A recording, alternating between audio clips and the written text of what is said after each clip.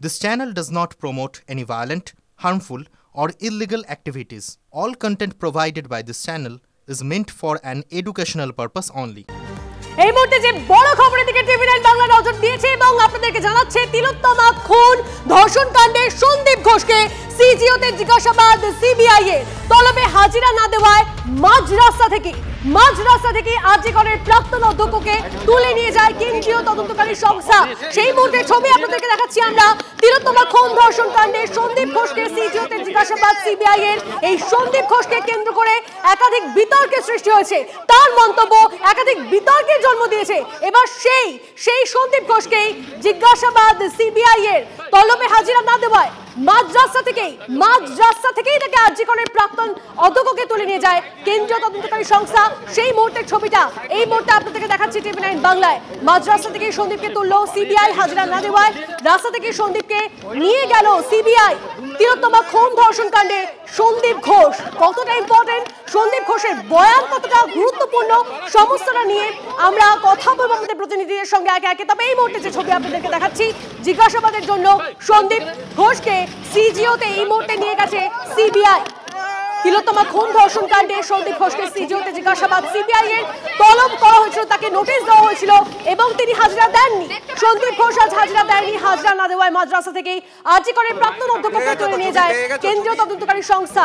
এই মুহূর্তে caesar model আমাদের প্রতিনিধি আমাদের সঙ্গে রয়েছেন, সরাসরি সিজারের সঙ্গে কথা বলবো। সিজার, তিলোত্তমা খুন ধর্ষণ কাণ্ডে এই সন্দীপ ঘোষের বয়ান কতটা গুরুত্বপূর্ণ?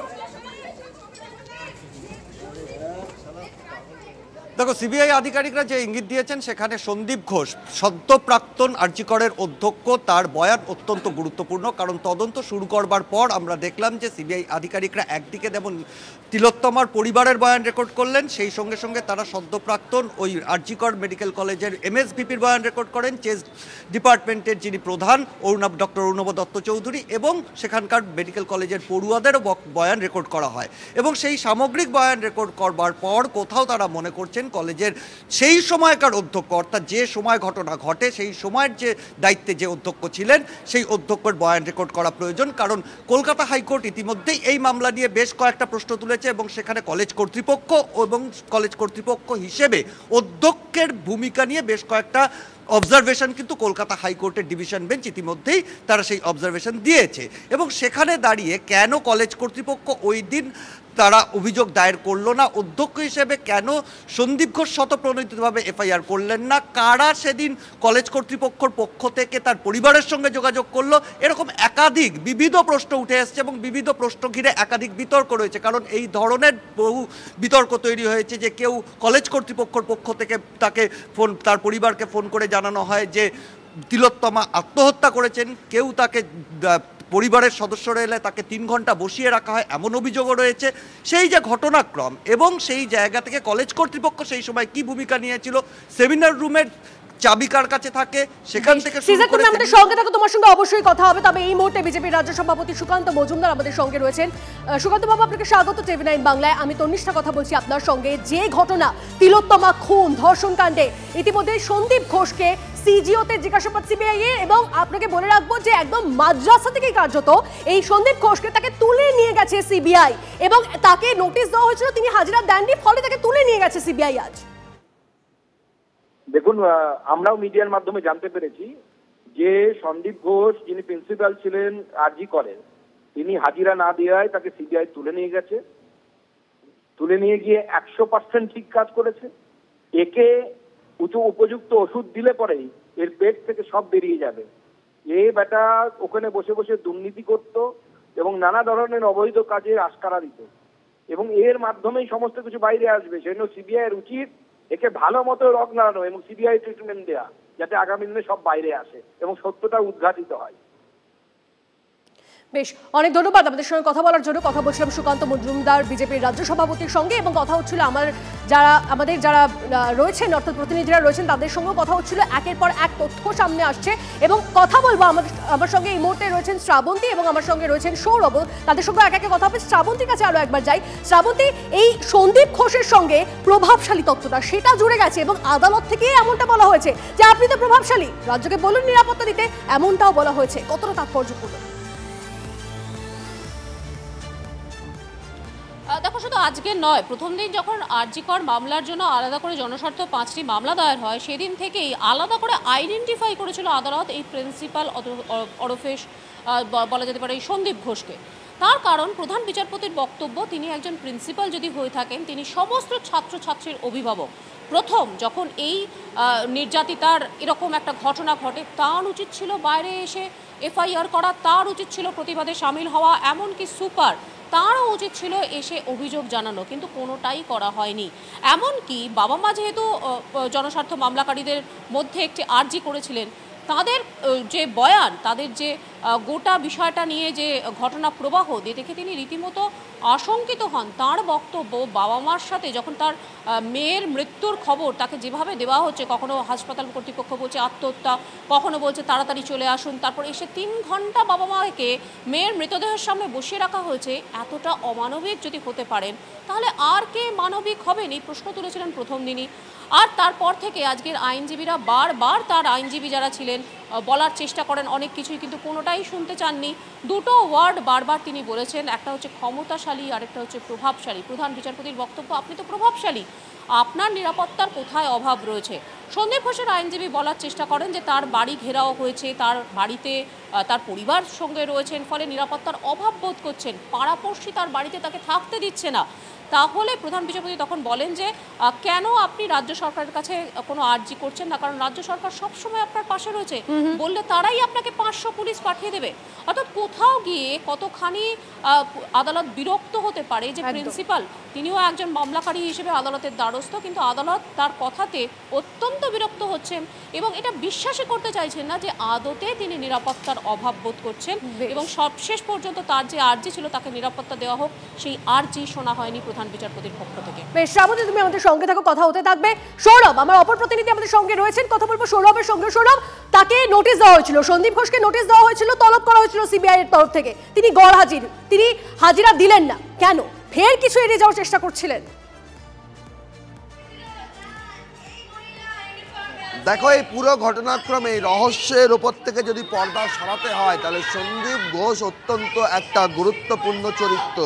কেন গুরুত্বপূর্ণ চরিত্র? টিভি9 বাংলা অত্যন্ত দায়িত্ব সহকারে এই তথ্য জানাচ্ছে যে যখন বাবা মা 11:30টার সময় এসছে, অনেক দেরিতে খবর পেয়েছে, বাবা মাকে 3 ঘন্টা বসিয়ে রাখা হয়েছিল, তখন এই আরজিকর মেডিকেল কলেজে, যিনি আরজিকরের মেডিকেল কলেজের সঙ্গে যা দূর তক কোনো সম্পর্ক নেই, কিন্তু তিনি স্বাস্থ্যের নিয়ন্ত্রক শক্তি, যে লবির কথা বলি, সেই লবির অন্যতম একজন সদস্য, অন্যতম মুখ, তিনি আরজিকর মেডিকেল কলেজে এসছিলেন, তিনি প্লেস অফ অকারেন্সে ঢুকেছেন। সেই সময়টা হচ্ছে সকাল 9:45-এর পরবর্তী সময় তিনি এসছিলেন। তিনি আরজিকরের সঙ্গে কোনোভাবে যুক্ত ছিলেন না। তিনি কেন এসছিলেন এখানে? তিনি ছাড়া আরও কয়েকজন চিকিৎসক রয়েছেন যারা এখানে কাজ করেন না, যারা জেলায় কর্মরত, যাদের পোস্টিং জেলায়, তারা এখানে এসছিলেন। তারা কেন এসছিলেন এখানে? ডিপার্টমেন্টের কোনো ছাত্র নয়, আরজিকরের সঙ্গে কোনো সম্পর্ক নয়, স্বাস্থ্য ভবনের তাদের কোনো পদ নেই।